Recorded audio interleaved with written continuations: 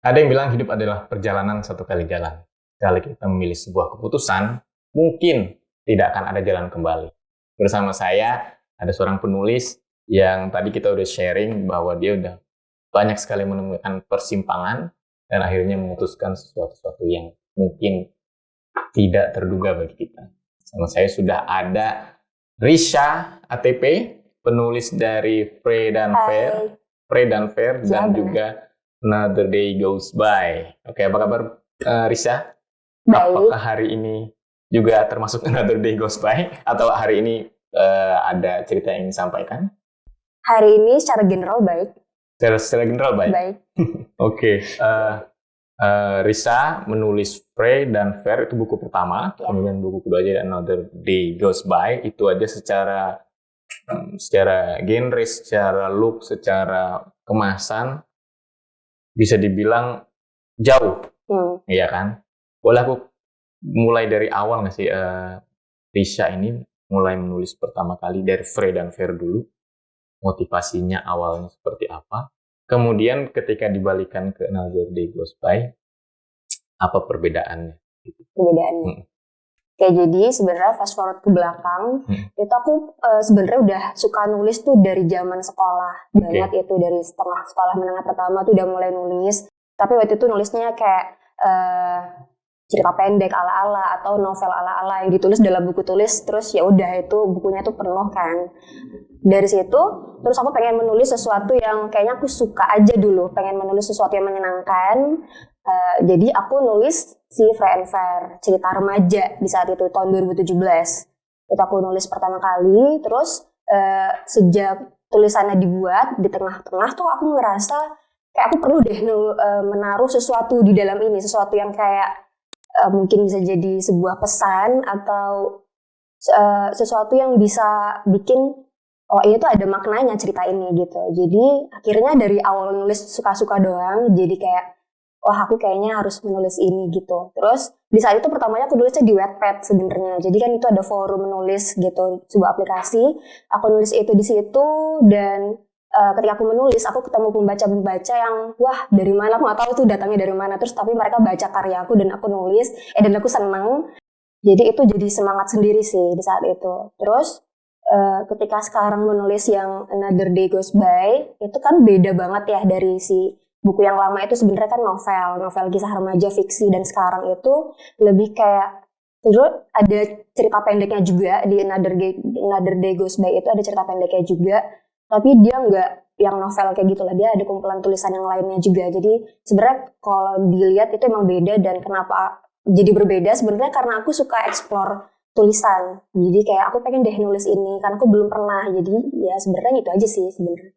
Oke, pertama menulis kan Pray dan Fair, tentu saja berjarak 2 tahun ya, 3 tahun ya. Di sini 2019, yang Another Day Goes By 2022.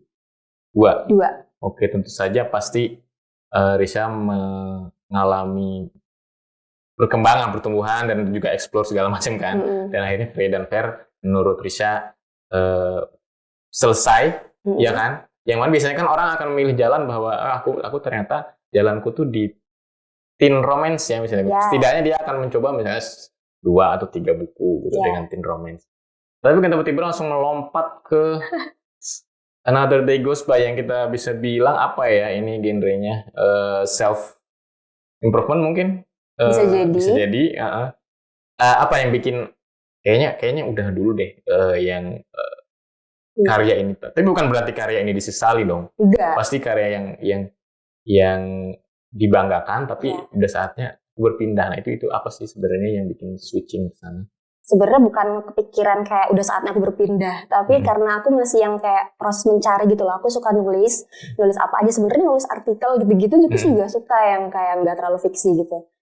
Makanya ini sebenarnya masih sebagai proses pencarian. Aku tuh nyamannya dinulis di mana gitu. Jadi aku akan menulis banyak hal yang aku pengen, yang aku suka dan aku mau untuk itu gitu. Jadi ketika sekarang nulis buku yang bisa dibilang self improvement, aku pengen tahu aku tuh akan bisa menulis di sini atau tidak gitu. Tapi so far gimana, puas dengan hasilnya atau masih mau explore lagi? Masih mau explore lagi sih sebenarnya, karena ya masih semuanya kan masih proses belajar. dan ya begitu. Oke, Risa baru dapat bocoran tadi. Kuliahnya pertama kali di fashion design. Kemudian di tengah jalan, nah ini masih ngomongin soal perjalanan lagi, berpindah ke sastra Inggris, ya kan? Itu juga sebenarnya sebuah keputusan yang mungkin nggak dipikirkan dan pindah begitu saja kan? Apalagi aku tahu sih semester awal juga, mungkin teman-teman yang teman baca di sini merasa bahwa kuliahku tuh sesuai jurusanku atau enggak sih gitu? Apakah udah saatnya aku berpindah? Apakah ini udah tepat aku jalanin aja deh, yang penting dapat ijazah. Nah itu sebenarnya suatu pilihan yang berani dari Risa. Aku pengen tahu alasannya kenapa dan apakah setelah berpindah itu oke, ini bener saya ada di sini. Buat teman-teman di sini yang pasti banyak sih teman-teman mahasiswa yang merasa bahwa bener nggak sih jurusan aku sekarang? Sebenarnya mungkin sebagai manusia kita tuh punya nggak setidaknya sih mungkin satu atau dua interest yang berbeda. Dan aku menyadari aku kayak gitu. Aku tuh adalah tipikal orang yang sebenarnya punya banyak interest. Jadi aku suka film, aku suka desain, nggak fashion design aja, interior design aku suka gitu. Terus menulis, dan ternyata kesukaan pada menulis itu lebih besar. Jadi dia yang mendorong aku buat tiba-tiba kayak switching dari jurusan yang lama itu fashion design ke sastra Inggris yang mostly itu nulis juga sih sebenarnya kegiatan perkuliahannya. Terus ya menurut aku ya karena aku perlu menemukan ya bidangku dan aku nggak ngerasa kalau misalnya waktunya tuh akan habis atau terbuang percuma ya, karena untuk menemukan hal yang kita suka itu emang harus dicoba satu-satu nggak sih kayak benar kan. Jadi ya aku menganggapnya sih enjoy aja. Aku nggak terlalu menganggap itu sebuah pressure yang kenapa aku tiba-tiba ganti. Itu aku ngejalaninnya enjoy aja sih sebenarnya. Tentu saja pasti ada pertanyaan dong dari orang tua, dari orang terdekat mungkin. Kenapa pindah? Bahkan fashion design kan udah sesuatu yang biasanya orang pindah justru ke fashion design kan, dari sesuatu yang mungkin formal atau terlalu formal. Kemudian ini udahlah fashion design, nanti pindah lagi. Nah itu yang bagaimana menghadapi pergolakan dari orang-orang dan diri sendiri. Sebenarnya aku tidak terlalu mendapat pergolakan banyak dari orang-orang. Orang udah ngerti sih sebenarnya. Oh iya sih emang kayaknya kamu lebih cocoknya gini deh, tapi kamu juga cocok ini sih, tapi ya udah terserah kamu aja, kamu maunya lebih nyaman dan bahagia di mana. Mungkin kamu cocok di dua hal tapi kamu lebih nyaman di sini gitu. Jadi mereka oke-oke aja dan aku juga karena mendapat dukungan, jadi aku sebenarnya nggak terlalu mikirin itu sebagai sebuah big deal yang wah kenapa harus gini, kenapa harus pindah ya gitu, enggak sih. Oke, jadi memang dari teman-teman atau keluarga support sistemnya juga alhamdulillahnya mendukung ya, bagaimanapun pilihan hidup yang dipilih oleh Risa. Kemudian akhirnya pindah ke sastra Inggris dan itu udah oke, nyaman sampai akhirnya lulus. Lulus kok. Nggak ada lagi pergolakan kan setelah di sastra Inggris itu? Enggak. Oke. Fine. Oke, mungkin jadi buat teman-teman yang merasa pijakan aku sekarang ini bener nggak sih? Nggak hanya di kuliah kan, bisa juga di pekerjaan, bisa juga di hal lain, bisa juga di hubungan asmara. Mungkin menurut kamu ada nggak saran tertentu? Apalagi kan pada tahap tertentu, misalnya di hubungan dengan seseorang misalnya. Kan? Ini dia bener-bener seseorang buat aku atau enggak? Nah itu kan juga jadi tantangan lagi. Nah gimana? Risa punya nggak saran atau ya insight dari Risa? Karena kita mikir apakah ini yang terbaik buat kita ya, termasuk orang itu ya. Karena kita tadi ngomongin jurusan, ngomongin buku, bisa berubah banget gitu ya.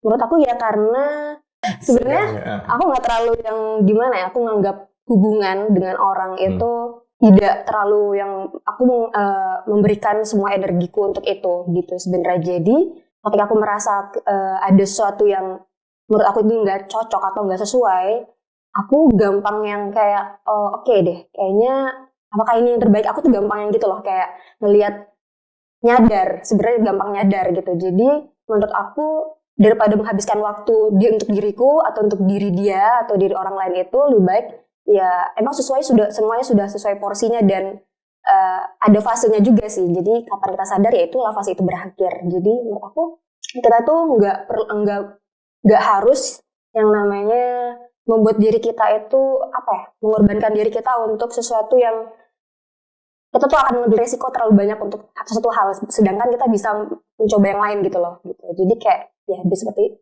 kan sebenarnya garis besarnya Kak. Iya. Jadi ya, nggak tahu kalau aku nggak salah. Jadi kan bagaimana kamu menimbang risiko ini, apakah banyak buruknya atau banyak baiknya kan? Ya, tentu saja kita karena untuk diri sendiri tentu kita akan milih yang banyak baiknya untuk kita. Walaupun mungkin yang kita merasa dia nanti sakit hati nggak ya, dia nanti akan memusuhi aku nggak ya? Tapi kan yang paling penting adalah ke diri sendiri gitu, bener nggak? Iya. Oh gitu.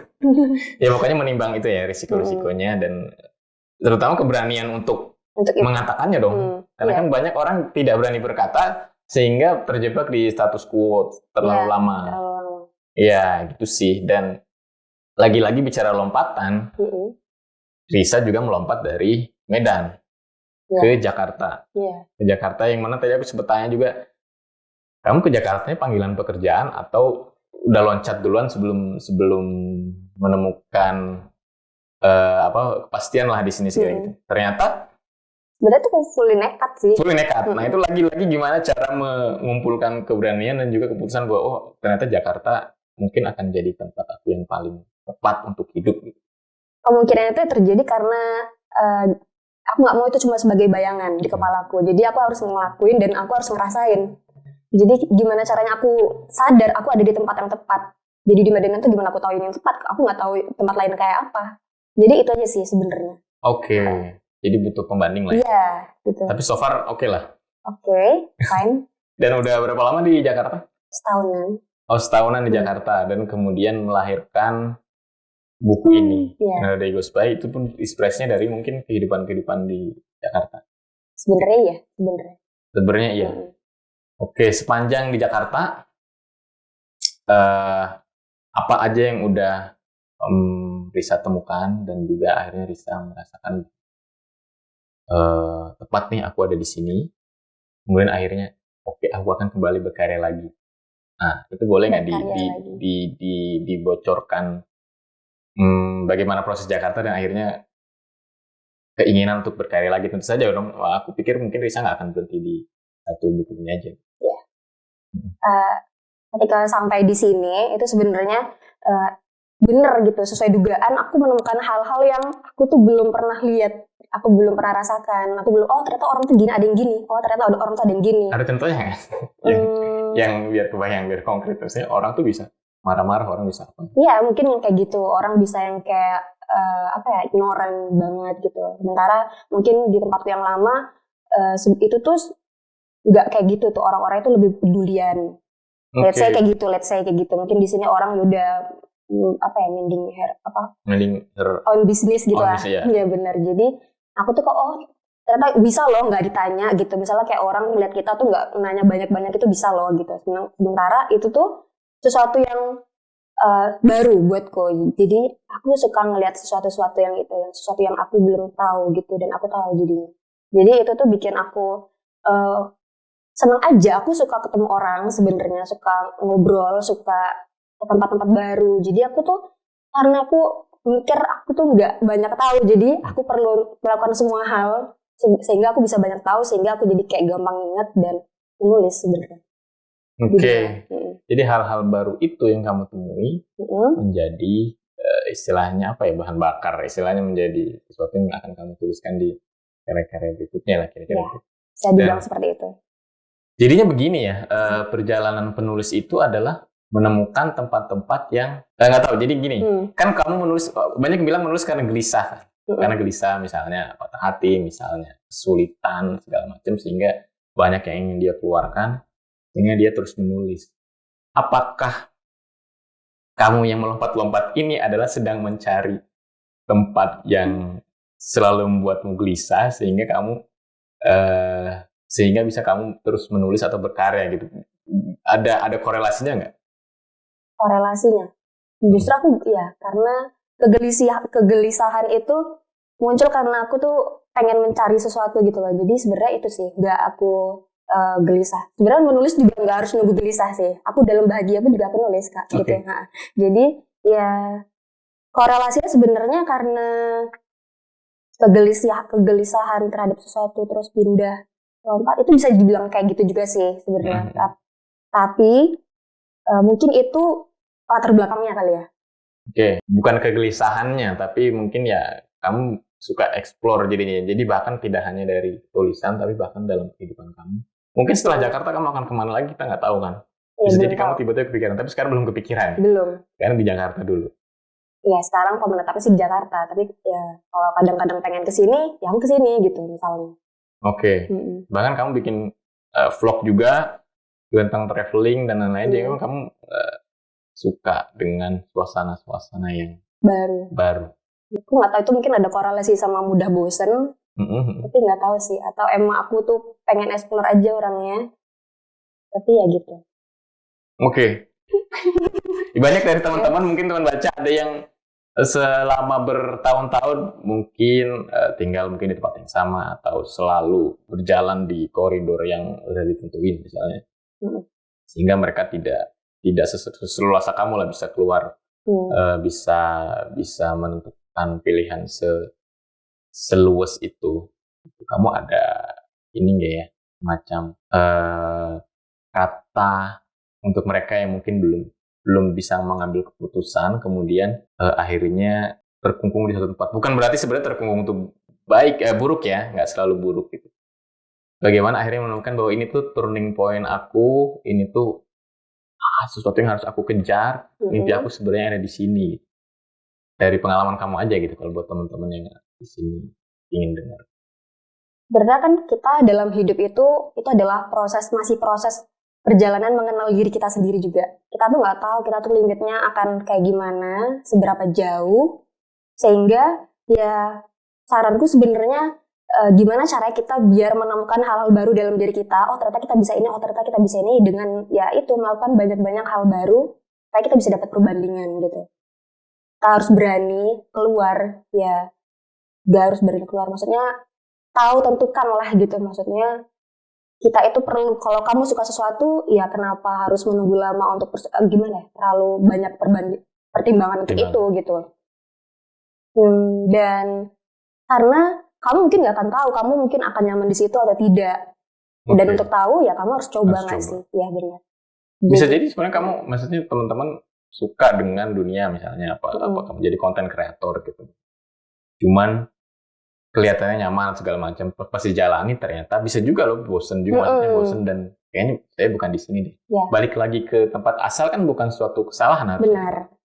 Karena banyak yang gengsi juga, udah berangkat nih ke sana, udah bikin segala macam, tapi kalau berhenti, aduh gimana ya? Sempat merasa gitu nggak? Pernah, kayak beberapa kali, tapi nggak berapa kali ya. Pernah beberapa kejadian yang ternyata jalannya tuh kayak gini, ternyata nggak pas loh. Dan ini ya dalam banyak hal ya, bisa jadi ke seseorang gitu.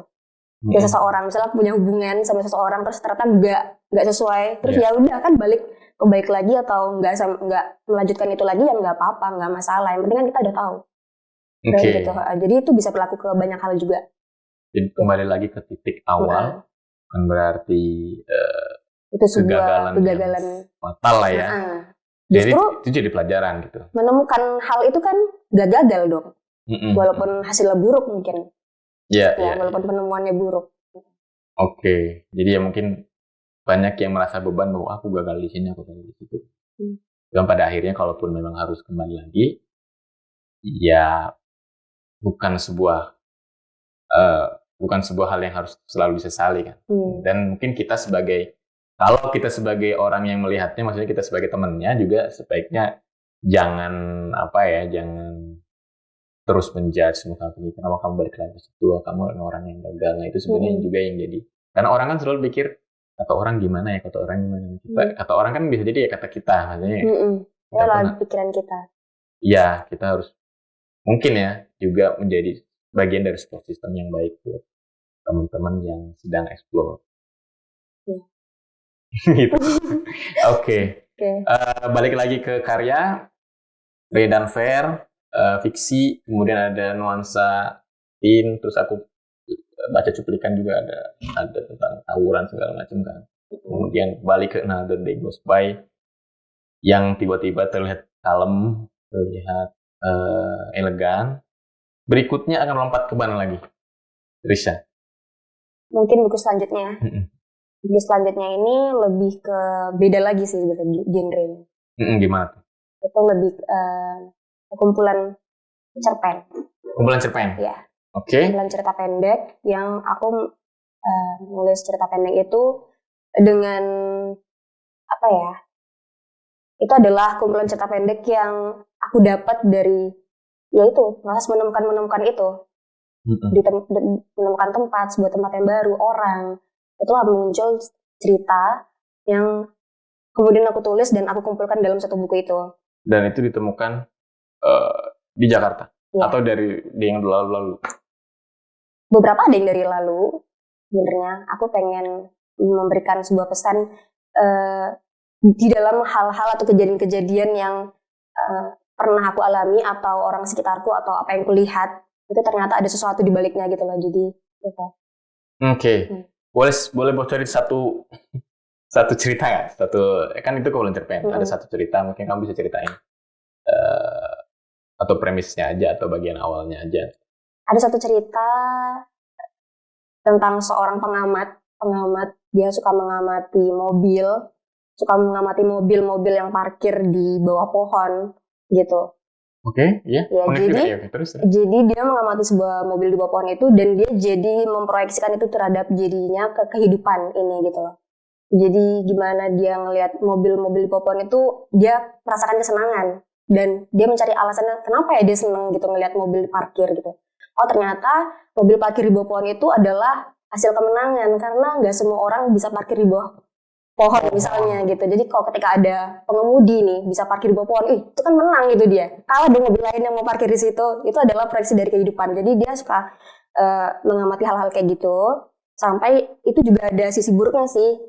Karena ternyata ada loh mobil parkir di bawah pohon terus ketimpa pohon pas hujan. Oke, gitu. Jadi yang kayak gitu aku suka yang aku menulis yang sesuatu yang seperti itu salah satunya. Menarik, bagus banget. Jadi kita sering mengamati hal-hal yang nggak di orang mungkin nggak merhatiin juga kan. Tapi kamu bisa melihat itu kemudian menganggap bahwa pohon ada sebuah kemenangan sebenarnya unik banget dan ternyata kemenangan juga ada risikonya kan. Jadi yang udah nyampe bukan berarti kamu bisa nyampe di situ. Ada risiko bisa jatuhan pohon. Iya. Ada pohon mangganya jatuh kacanya pecah. Jadi jadi itu proyeksi kehidupan sih, bisa buruk bisa baik gitu. Baiknya ya mobilnya nggak kenapa-napa. Nggak kenapa-napa. Dan mobil lain jadi merasa bahwa gue kurang beruntung ya, harusnya gue dapat belum, besok gue harus berangkat lebih pagi. Di situ dapat panas nih gitu. Dan itu kan tidak terjadi selamanya kan, mobil di bawah pohon. Besok kita berkompetisi lagi untuk mendapatkan parkir yang paling bagus. Oke, sangat menarik. Judulnya aku boleh tahu? Udah boleh diumumin belum judulnya? Judulnya Fingerprint. Oke, Fingerprint-nya itu sebenarnya kumpulan cerita dari orang nggak orang karena di dalamnya ada aku nulis juga makhluk hidup yang lain yang punya sidik jari. Jadi mereka membentuk sebuah cerita. Jadi makhluk-makhluk yang punya sidik jari sih. Jadi cerita-cerita dari mereka. Oke, yang punya sidik jari apa lagi ya? Cicak punya nggak sidik jari? Mungkin. Oke, jadi tidak hanya tentang manusia, tapi juga kamu akan ambil point of view dari makhluk hidup yang punya sidik jari. Menarik, mungkin terakhir kali ya, karena kita udah ngobrol cukup panjang, teman-teman baca di sini juga titipan pesan kalau teman-teman mau bertanya atau mau sharing bisa di kolom komentar, dan bukunya juga sudah tersedia di Gramedia, di toko buku online, keduanya ya, Free Never dan Another Day Goes By. Ada juga secara online di Bumi Fiksi, Republik Fiksi, dan toko-toko buku online favorit kamu. Berikutnya, mungkin pertanyaan terakhir, setelah ini, apa yang Risa kejar? Karena kan pasti penuh kejutan kan, Risa selain mau pindah kemana, apakah setelah menulis, mau pindah lagi, aku mau jadi ini deh, aku mau jadi full time traveler misalnya gitu. Ada nggak ke turning point yang sedang dikejar oleh Risa, nggak akhirnya itu sedang aku kejar sekarang? Lagi sedang dikejar ya. Sambil terus menulis, sebenarnya aku pengen juga yang bikin sebuah tayangan dari hasil menulis itu. Jadi kayak berapa pengen bikin film. Oke, bikin film sendiri. Ya. Itu kayak iya, jadi pengen ya berkecimpung di dunia film lah. Jadi aku suka nulis kan. Gimana caranya ya nulis. Aku tetap suka gambar visual. Aku bikin video di YouTube. Jadi turun poinnya yang dikejar tuh sebenarnya pengennya kayak gitu. Gimana caranya bisa nggak ya bikin film, beneran film. Walaupun ya film kecil-kecil dulu lah di akun YouTubeku misalnya gitu. Tapi itu sesuatu yang menurutku akan menarik sih nanti. Dan mungkin akan menuju ke situ. Bisa sih. Pelan-pelan. Bisa sih kalau misalnya kalau jalur dari penulis ke film sih aku pikir akan kelihatan lancar, apalagi kamu kan punya talent di menulis dan juga punya talent di observasi. Tadi kamu bisa ngeliat mobil di bawah pohon dan itu sebenarnya udah cinematic visual banget kan. Tinggal kamu bisa menerjemahkan itu menjadi film dan kemudian manage produksinya, orang-orang segala macam. Yang aku pikir pasti bisa lah. Aku yakin kita mungkin ketemu lagi, kamu sudah ada karya baru dalam bentuk visual ya. Oke, terima kasih Risa udah bergabung bersama kami. Mudah-mudahan obrolannya bermanfaat buat teman baca di sini. Dapatkan buku Risa Another Day Goes By dan juga Frey dan Fair di toko buku terdekat, Gramedia dan juga toko buku online, Newfisher, Revolusi dan lain-lain. Terima kasih sudah menonton episode yang kali ini. Semoga bermanfaat dan sampai jumpa di episode berikutnya. Bye-bye. Dadah.